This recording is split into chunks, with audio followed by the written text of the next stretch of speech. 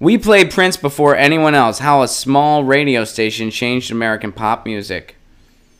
A Flock of Seagulls, Frankie Goes to Hollywood, Bananarama, Duran Duran, The Alarm, Adam and the Ants. The names are like litmus tests for a certain generation of pop fans.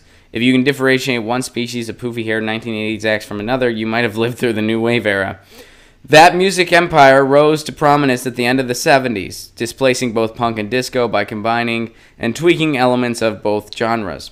Though no single entity can take credit for New Wave's rise, one radio station played an outsized role in bringing New Wave and New Wave-adjacent bands to prominence, WLIR, which broadcast from Long Island in the 1970s and 1980s.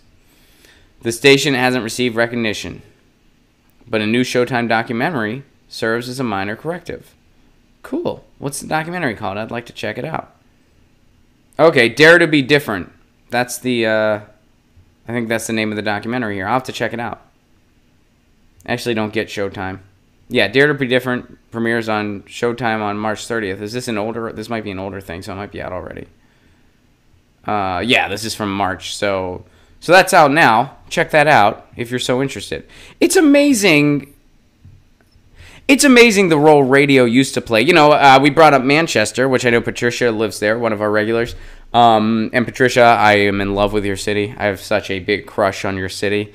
Whenever I get really into a city, I describe it as a crush, a city crush, if you will. And right now, my big crush is Manchester. And in their music walk, which is a walk on Oldham Street in Manchester, they have little stone, like they have like these little kind of plaque type things for different bands. And there's one for the Stone Roses, there's one for the Smiths, there's one for the Happy Mondays, and there's one for some of the BBC radio shows that happen out of Manchester. And my point is, and you know, we brought up John Peel, and over in the U.S. we definitely had our, you know, we really did have our DJs. I mean, the reason we have rock and roll is because of a DJ. The reason it's called rock and roll is because of Alan Freed out in Cleveland. He was playing rhythm and blues, which was what it was called. But that was still a very racist time in our country.